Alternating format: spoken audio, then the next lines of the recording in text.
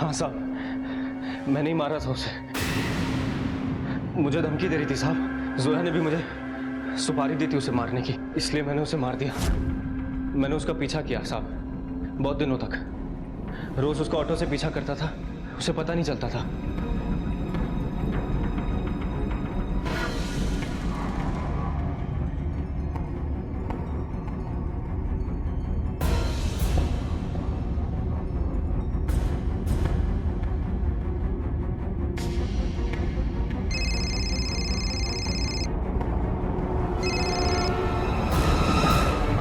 महक भाभीजान कहाँ है? हाँ, मेरी आंखों के सामने है। भाई का और उसका झगड़ा हुआ है, यही सही मौका है, खत्म कर दे उसको। हाँ ठीक है, चलो रखता हूँ। स्टेशन जाएंगे? नहीं, खाली नहीं है।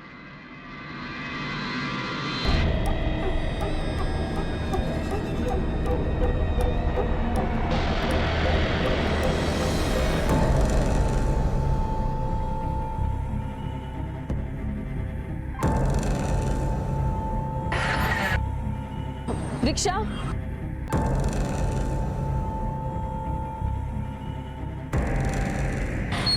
ज्योति कॉम्प्लेक्स? हाँ मैडम, चलो।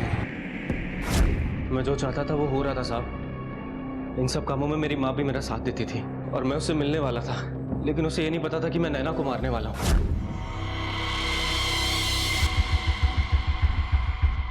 अरे भैया क्या कर रहे हो आप?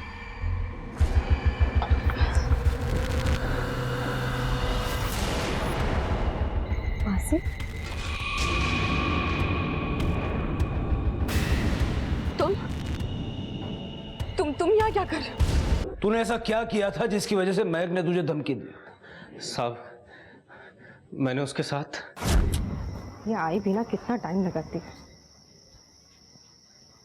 ये देखो दादा, हम लोग यहाँ पे आई को ढूंढने आए और आई वहाँ पे शादी में चली गई। आई भी ना, चलो हम भी निकलते हैं। नैना? दादा क्या हुआ दादा? नैना हो। दादा दादा क्या कर रहे हो? नैना, मैं तुझे बहुत पसंद करता हूँ नैना। दादा क्या कर रहे हो दादा? बहुत अच्छी लगती थी, इसलिए मैंने उसके साथ। बहन थी वो तेरी, जिसकी इज्जत पे तूने हाथ डाला और जिसे मार डाला, अपनी माँ को भी मार डाला। तेरे जैसे गंदे लोगों की वजह से समाज में आज लोगों का रिश्तों पर से भरोसा उठता जा रहा है। कहते हैं कि गुनाह का रास्ता दलदल की तरह से होता है। इंसान अपने एक गुनाह को छिपाने के लिए एक के बाद एक गुनाह करता चला जाता है। संतोष के लिए भले ही लोगों की जान लेना उसका पेशा था, लेकिन उसने महक के साथ जो कुछ भी किया उसे छिपाने के लिए उसे अपनी मां की जान भी लेनी पड़ी। संतोष को नैना, कुमुद और बाकी की हत्याओं के लिए और जोया को नैना यानी महक की सुपारी देने के लिए गिरफ्तार किया गया। ये दोनों इस वक्त न्यायिक हिरासत में हैं। घर सिर्फ सर छुपाने का सहारा नहीं होता, बल्कि इंसान की एक ऐसी दुनिया होती है जहां उसे सुकून मिलता है, जहां वो अपने आप को महफूज पाता है। इसीलिए घर का माहौल भी ऐसा ही होना चाहिए कि इंसान को जरा सी भी तकलीफ होने पर वो उसे अपनों से कह सके, उनसे मदद और सलाह की उम्मीद कर सके। और अगर वाकई में ऐसा होगा तो यकीन मानिए बहुत सारे गुनाह सर उठाने से पहले ही दम तोड़ देंगे। इसी विचार के साथ अब मैं अनूप सोनी आपसे विदा लेता हूं। फिर मुलाकात होगी अगले एपिसोड में एक और चौंका देने वाले केस के साथ। तब तक अपना और अपने परिवार का ख्याल रखें और देखते रहें क्राइम पेट्रोल डायल 100। सबक एक को, सीख हम सबको। जय। उसे ठुकरा देते हैं, लेकिन जो लोग आपको प्यार करते हैं, आपकी भलाई चाहते हैं, वो बार बार आपको नसीहत देते रहेंगे, आपको समझाने की कोशिश करते रहेंगे कि आप गलत रास्ते पर हैं। और कई बार उनका ये भलाई करना, ये नसीहत देना ही उनके लिए खतरनाक साबित होता है। यहां भी कुछ ऐसा ही हुआ। एक औरत ने परिस्थिति को देखते हुए अपने साथी को गलत करने से रोका और वो उसके लिए ही विनाशकारी साबित हुआ। विक्रम! कैसर! विक्रम! कैसर! काय झालं आई? मैंने नैना को देखा।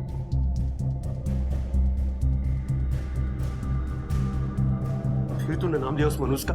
हाँ? नाक कटाकर भागी थी यहाँ से 3 साल पहले। आज भी लोग हमारे मुंह पे थूक रहे हैं। आज के बाद अगर नाम लिया ना उसका तो जबान काट दूंगा तेरी। चल। आई! चल। आई! कैसर, मैं सच कह रहा हूँ, मैंने नैना को देखा है, वो लौट आई है, मैंने देखा उसको बाजार में। आई शांत रहो, प्लीज रडू नका. नैना आई मैंने देखा है नैना को.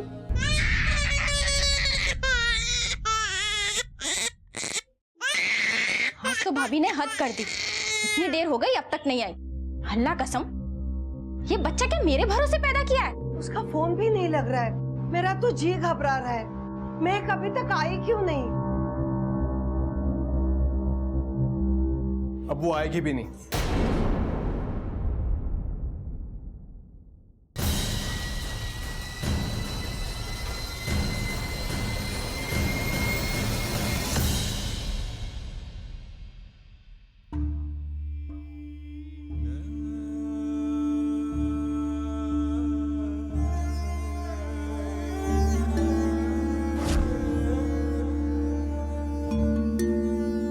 अरे आई, शादी में जाने के लिए अब तक तैयार नहीं हुई. अब क्या सीधा विदाई में जाएगी? अरे बाबा, कितनी सुंदर दिखती है और कितनी बड़ी. मैं तो सोच रही हूँ शादी करके तुझे विदा कर दूं. ए आई, अजिबात नाही हा. मी तुला सोडून कुठेच लांब नाही जाणार. म्हणजे अपनी आई को दहेज में अपने साथ लेके जाएगी? हाँ, मेरी आई को मेरे साथ में दहेज में लेके जाएगी. पागल. और वैसे भी आई, बाबा तुझे बहुत मारते हैं ना. मैं तुझे अपने साथ लेके जाऊंगी. मुझे बिल्कुल पसंद नहीं है. अरे मौसी, तू तैयार नहीं हुई अभी तक? देखो ना दादा, मैं भी वही बोल रही हूँ आई को. अच्छा तू तो तैयार है ना? हाँ. तू चल, मौसी बाद में आ जाएगी. हाँ बेटा, तू दादा पर जा, मैं आती हूँ तैयार. ठीक. चल दादा.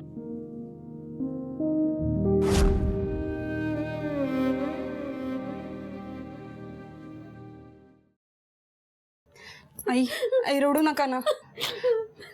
मैंने आपके लिए काढ़ा बनाया है. आई को अब जब नैना को देखूंगी तभी ठीक हो जाऊंगी. वो सच में लौट आई है. मैंने देखा है उससे, वो लौट आई है. आई शांत रहना. ये बात, कल सुबह हम लोग शहर जा रहे हैं. वापस आने से पहले अपना ये नाटक बंद कर ले. केसर इकडे ये.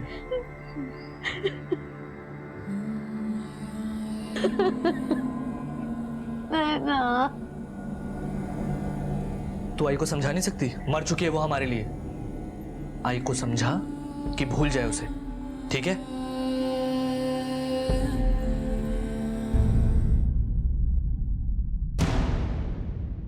साहब, मेरी ननद नैना 3 साल से गायब है. 3 साल से आपकी ननद गायब है, तो अचानक आज कंप्लेंट लिखवाने का ख्याल कहाँ से आया? वो साहब, कल शाम मेरी सासू माँ ने उसको चौक वाले मार्केट के यहाँ पे देखा था. नैना, नैना, नैना साहब, नैना, नैना, नैना साहब, नैना,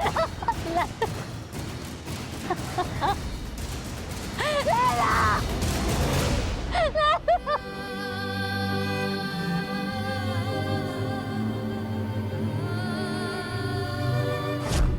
3 साल पहले पता नहीं क्या हुआ था, लेकिन अचानक से मेरी बेटी का हंसना बोलना ही बंद हो गया.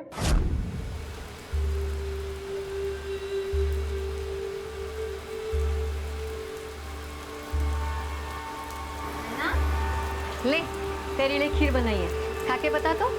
नहीं आई, मन नहीं कर रहा.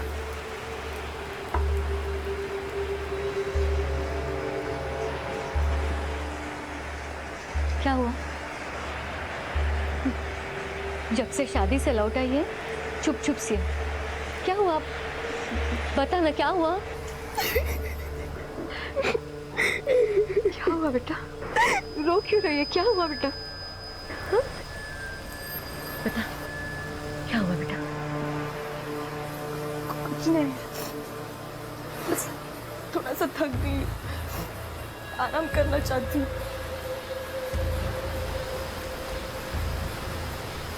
तुझे तो बुखार भी है. देख, बुखार की गोली खा और सो जा. हाँ? मन करे तो खीर खा लेना, रोना नहीं. नैना, चाह गेगा?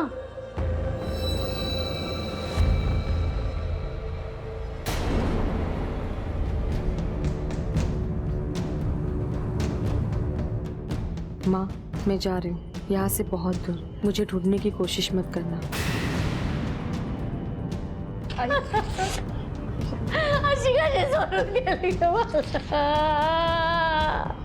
आज के बाद नैना का नाम इस घर में कोई नहीं लेगा। नैना हमारे लिए मर गई। मेरी बेटी मुझे छोड़कर नहीं जा सकती साहब, आयशा नहीं जा सकती। देखिए आप चिंता मत कीजिए, आप रोइए मत, घर जाइए, हम आपकी बेटी को ढूंढने की पूरी कोशिश करेंगे।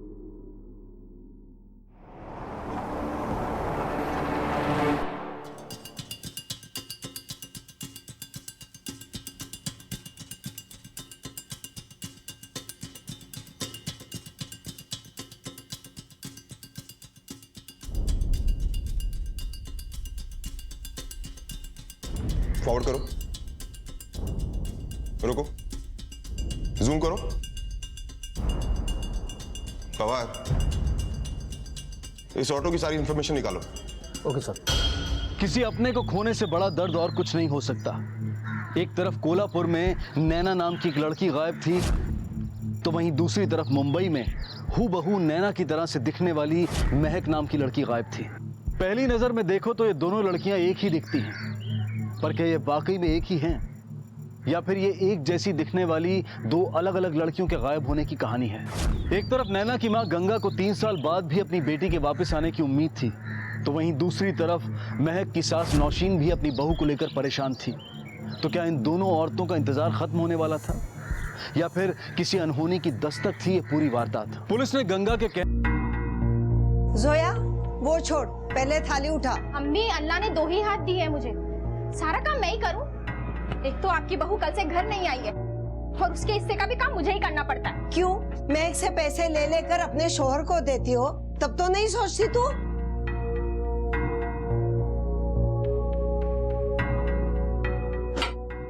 अरमान तू बताता क्यों नहीं मैं गई कहाँ है? कहीं तेरा उसके साथ झगड़ा तो नहीं हुआ? कल सुबह भी तू उसके साथ लड़ रहा था। मैं तंग आ गई तुमसे और तुम्हारे उस काम से। हाँ, जब तुम्हें जरूरत थी तब तो मैं बड़ा पसंद था ना, और मेरे काम से भी कोई तकलीफ नहीं थी। अब क्या हुआ, मेरे में कांटे लग गए? अरे ठीक ही तो कह रही है ना, अब तो तेरा बच्चा भी हो गया है, कम से कम अब तो ये सब कुछ छोड़ दे। अम्मी नहीं छोड़ूंगा मैं इसको, अगर मुझसे तकलीफ है तो ये जाए मुझे छोड़कर। अरे मैं क्या पूछ रही हूँ? अम्मी तुम्हें हमेशा अपनी बहू की पड़ी रहती है, अपने बेटे से दुश्मनी है ना तुम्हारी। फिर वही बात, तो बताना कहाँ गई है? मर गई वो, और कुछ?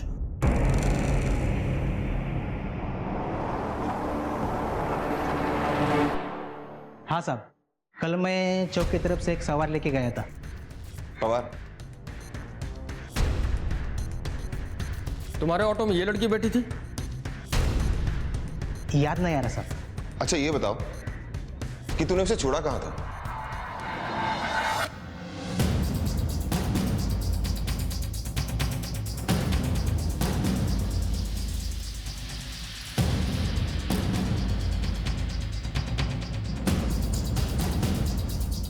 सुनिए, आपसे कुछ पूछताछ करनी है।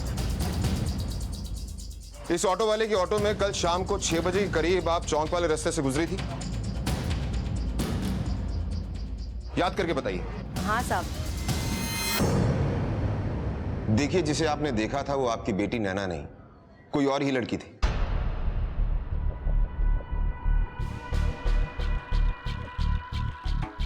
लगा था मेरा इंतजार पूरा हो गया, मेरी बेटी लौट आई। अब तो डर लग रहा है, उसे देखे बिना ही मेरी आंखें बंद हो जाएंगी। अगर ऐसी ही बात थी तो 3 साल पहले आपने कंप्लेंट क्यों नहीं की? साहब हिम्मत ही नहीं हुई। मेरे पति और मेरे ससुर बहुत गुस्से वाले हैं। उनको अगर आज भी पता चला कि हम लोग यहाँ पे आए हैं तो वो लोग हमें जान से मार देंगे।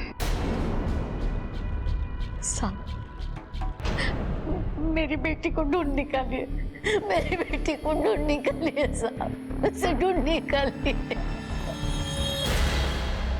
पवार, इस नैना की तलाश जारी रखो, हो सकता है कोई क्लू मिल जाए कि वो कहाँ है।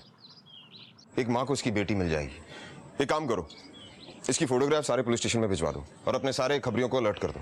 Yes sir.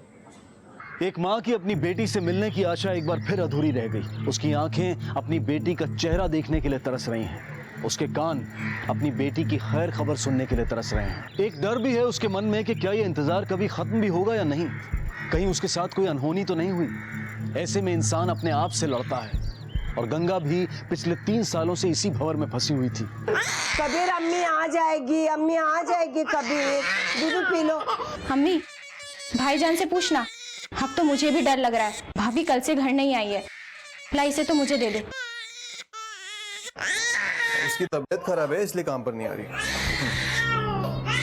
किसका फोन था? मैक के दुकान वालों ने फोन करके परेशान कर दिया है। उसके बॉस का फोन था। सच सच बता, मैं कहाँ है? तुझे मेरी कसम। कल मैं गया था उसकी दुकान पर उसे मनाने।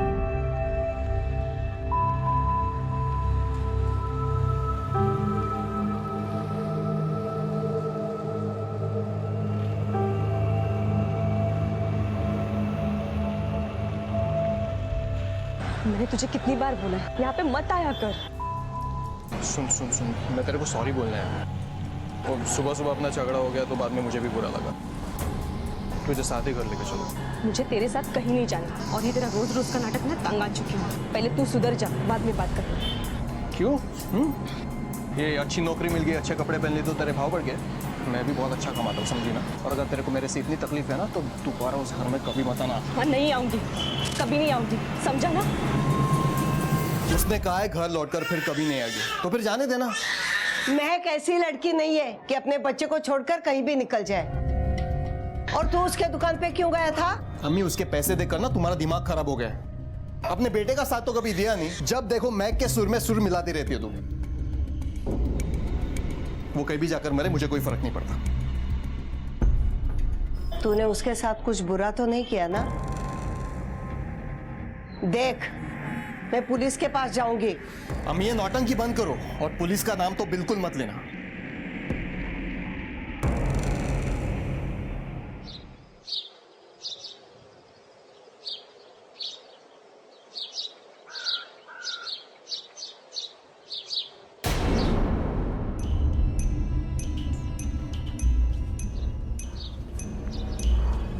हेलो,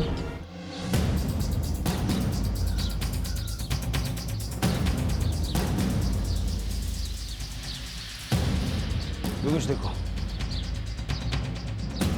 फोन तुमने किया था? हाँ सर, मैंने ही किया था।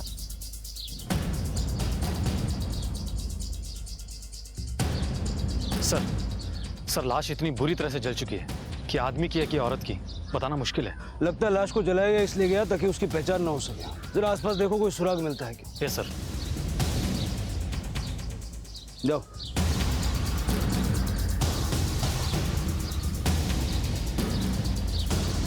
सर, ये पर्स मिला है।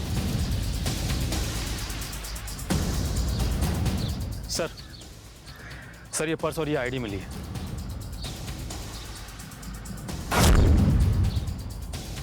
बॉडी को पोस्टमार्टम के लिए भेजो। Yes sir. महक खान।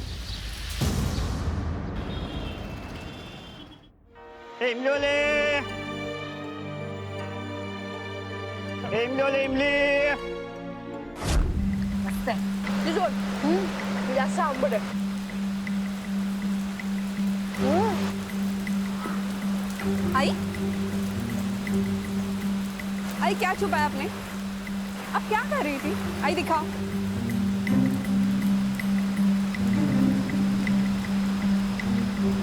इमली। आई, आपको पता है ना कि आपको इमली खाना मना है। बाबा ने देखा तो डांटेंगे आपको, और आपका गला भी तो खराब होता है। बाबा का बस चले ना तो वो हमें यहाँ पे घर पे ही बांध के रखे, पर कुछ करने ही नहीं देते। तू नहीं बिगड़ा आई को। तू क्यों चल रही रे माँ बेटी से? जल कुकड़ी कहीं की तुझे खानी है?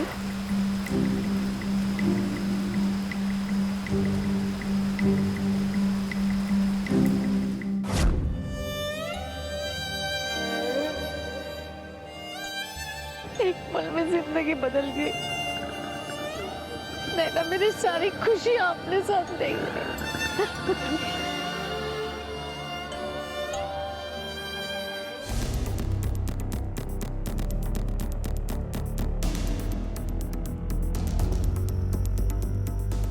जी ये महक है, यही काम करती है, लेकिन पिछले 3 दिन से काम पे नहीं है सर। इनके पति अरमान से बात हुई थी, वो कह रहे थे कि इनकी तबीयत खराब है। उसके घर का एड्रेस दे सकते हैं? जी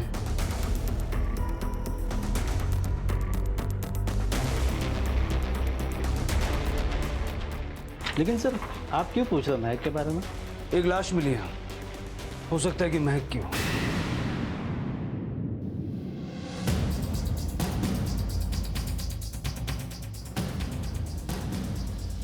महक का साहब वो घर पर नहीं है। हम जानते हैं वो घर पर नहीं है, इसीलिए पूछा।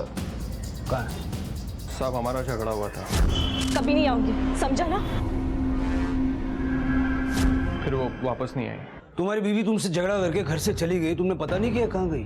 साहब ये सब मेरे लिए नया नहीं है, उसका तो हमेशा का है। हमेशा किसी ना किसी बात पर झगड़ा करके अपने सहेली के पास जाती है। अब मैं बार बार उसके पीछे उसका मजनू मंजूर तो नहीं घूमूंगा।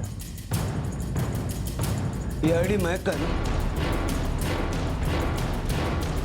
हाँ साहब। एक लाश मिली है हमें, औरत की, पूरी तरह जली हुई है। उसके साथ ये आईडी और ये पर्स मिला। ये पर्स तो महक का है।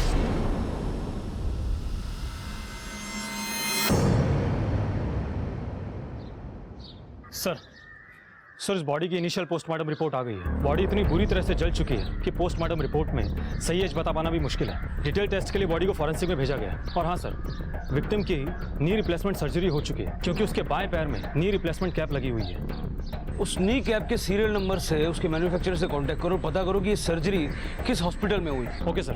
और हाँ सर, महक की कॉल डिटेल्स भी आ गई है। उसने लास्ट बार कॉल अपनी फ्रेंड सुमन को किया था और महक का लास्ट बार फोन उसी लोकेशन पर ऑफ हुआ था। सुमन से बात करो। हाँ सर, महक यहाँ आई तो थी। सुमन, मुझे कुछ समझ में नहीं आ रहा, मैं उसको कैसे समझाऊं? मैं उसे कुछ भी सही बात बता दूं तो वो गलत ही ले लेता है। पर तू परेशान मत हो ना, 2 दिन घर मत जाओ, तब उसकी अकल ठिकाने आ जाएगी। एक काम करती हूँ, मैं तेरे लिए ना एक अच्छी सी चाय बना कर लेकर आती हूँ, तेरा मूड ठीक हो जाएगा। नहीं रहने दे, बहुत देर हो गई है, अब मुझे निकलना होगा। मैं अरमान पे गुस्सा होके 1-2 दिन दूर भी रह सकती हूँ, लेकिन मैं मेरे बच्चे को अकेला नहीं छोड़ सकती ना। मुझे कबीर के पास जाना होगा। अरमान और महक ने शादी तो कर ली थी, लेकिन दोनों में ज्यादा बनती नहीं थी। वो अपनी सास से बहुत ज्यादा प्यार करती थी। सास से? जी सर, महक अपनी माँ से बहुत ज्यादा क्लोज थी, तो वो अपनी सास में भी अपनी माँ को ही देखती थी। अच्छा एक बात बताइए, आपको मालूम है कि महक के माँ बाप कहाँ रहते हैं? ये तो पता नहीं सर, क्योंकि महक ने कभी अपने माँ बाप के बारे में कुछ नहीं बताया था। बस वो अरमान की वजह से रोती रहती थी, और उस दिन शॉप पर भी उन दोनों के बीच काफी लड़ाई हो गई थी।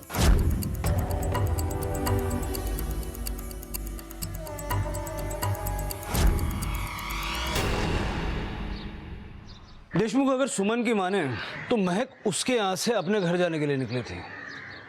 वो गई कहाँ? या तो वो रास्ते में किसी से मिली या फिर किसी ने उसे उठा लिया। और सर सुमन की बिल्डिंग में कोई सीसीटीवी भी नहीं है। देशमुख कुछ तो होगा, कोई दुकान, कोई एटीएम जहाँ सीसीटीवी लगा हो, क्योंकि उसने वहां से जाने के लिए ऑटो वगैरह तो किया ही होगा। सारा रूट चेक करो। Okay sir.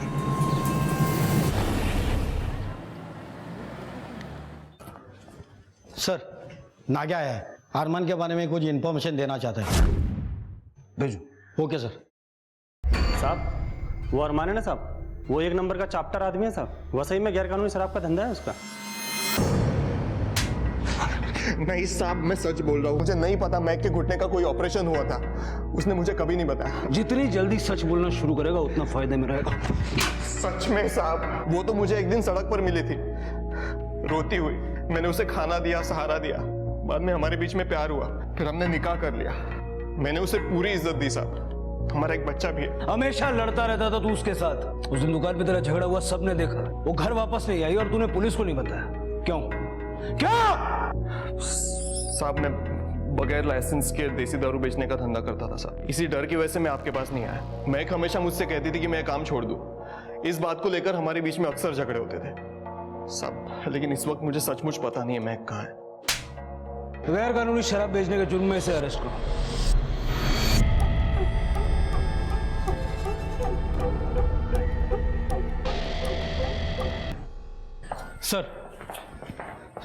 सर हमने महक के ससुराल वालों से पूछताछ की, उनमें से किसी को नी रिप्लेसमेंट के बारे में कुछ भी नहीं पता है। तो सर ज़रूर ये एक्सीडेंट शादी से पहले हुआ होगा। एक बात और सर, जल्दी हमें इन्फॉर्मेशन मिल जाएगी कि वो नी रिप्लेसमेंट किस हॉस्पिटल से किया गया था। और हाँ सर, सुमन की बिल्डिंग के नीचे एक शॉप है, वहाँ पर सीसीटीवी है, उस शाम की फुटेज आ गई है।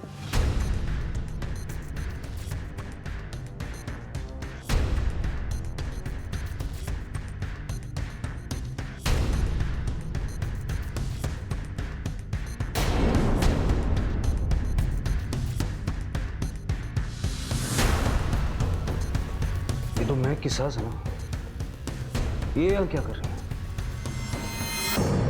रिश्तों के ताने बाने को समझना आसान नहीं होता। कहते हैं कि रिश्ते विश्वास की डोर से बंधे होते हैं, लेकिन विश्वास की ये डोर इतनी नाजुक होती है कि इसे टूटते देर नहीं लगती। कई बार जिनके साथ हम अपनी दुनिया बांट रहे होते हैं, उन्हीं के हाथों हमारी दुनिया खत्म हो जाती है। नौशीन इतने दिनों से यही नाटक कर रही थी कि वो महक के लिए परेशान है, उसे नहीं पता कि वो कहाँ है। लेकिन सीसीटीवी फुटेज से ये साफ था कि वो महक से मिलने गई थी। कुछ तो था जो वो छुपा रही थी, लेकिन क्या? उस दिन आप अपनी बहू से मिलने उसकी सहेली सुमन के घर गई थी? नहीं साहब। करड़े दाखवा।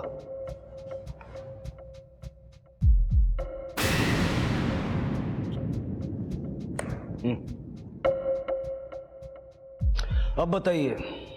हाँ साहब, मैं गई थी। अरे अम्मी आप, मैं तो घर ही जा रही थी। बेटा घर आने की कोई जरूरत नहीं है, इस अरमान का दिमाग ना ठिकाने नहीं है। तू आएगी फिर लड़ेगी।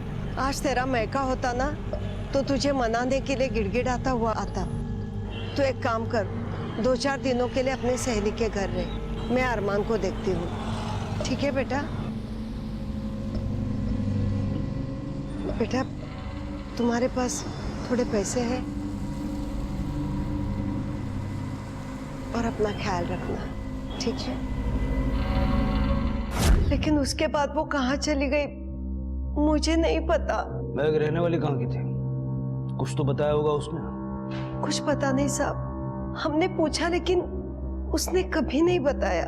साहब वो दिल की बहुत अच्छी थी, सबका ख्याल रखती थी, इसीलिए हमने उसे कभी कोई सवाल नहीं किए। वो यहाँ आई, मेरे बेटे से मिली और उन दोनों को प्यार हो गया तो हमने निकाह पढ़वा दिया। अब वो कहाँ से भागकर आई, क्यों भागकर आई, मुझे कुछ भी पता नहीं। लेकिन साहब उसमें एक अजीब बात थी, उसे बिंदी लगाने का शौक था जो हम लोगों में लड़कियां नहीं लगाती।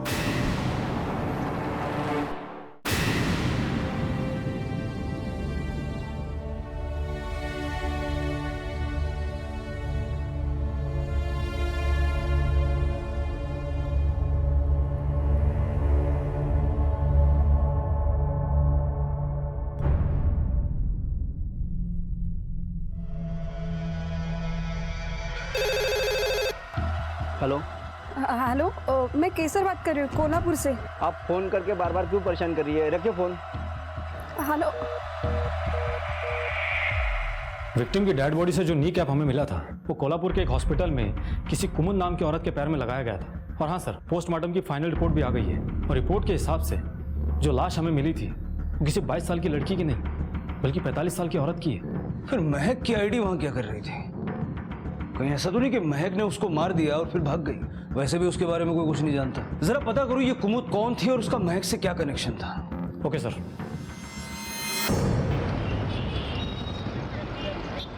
सर हम यहाँ एक औरत के बारे में पता करने के लिए आए हैं जिसका नाम कुमुद है और उसकी पूरी तरह से जली हुई लाश हमें मुंबई के मीरा रोड इलाके में मिली है। और उसकी लाश के पास किसी महक नाम की लड़की की हमें आईडी मिली है और हमेशा क्या कि इस लड़की ने कुमुद का मर्डर किया है। ये तो हूबहू नैना की तरह दिखती है। फवाद?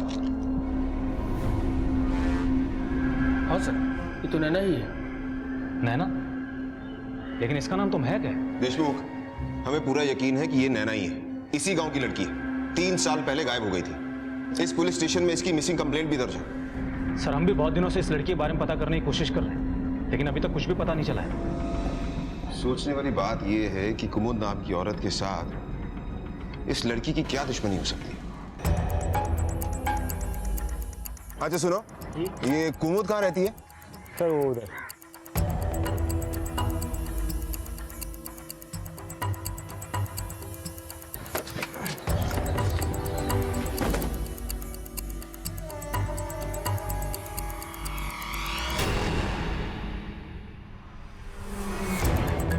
यहाँ तो ताला लगा हुआ है।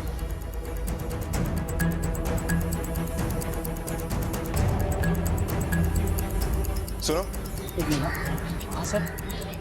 ये घर कुमुद का है ना? यही रहती है ना वो? लेकिन वो तो 2 साल हो गए यहाँ पर नहीं रहती, अब कहीं मुंबई में रहती है। मुंबई में कहाँ? साहब ये तो पता नहीं, लेकिन आगे उनके रिश्तेदार का घर है, आप वहाँ पूछ लीजिए। हे बघ, ट्रॅक्टरचं काम झालंय. कल खेत में उसको घुमा ले एक बार. केसर छान रे बाबा. हाँ बराबर होता है कि नहीं? हे काय?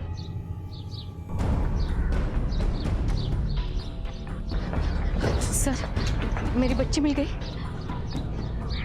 पहले आप लोग ये बताइए कि कुमुद आप लोगों की रिश्तेदार है ना? हाँ मेरी सगी बहन। अच्छा एक बात बताइए, उनके घुटने का ऑपरेशन हुआ था? 5 साल पहले उसका एक्सीडेंट हुआ था।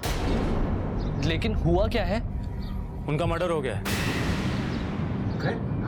और उनकी लाश के पास हमें आपकी बेटी की आईडी मिली है, जो शहर में महक बन के रह रही है।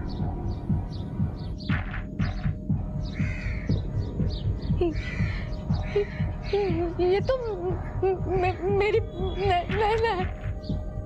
नैना।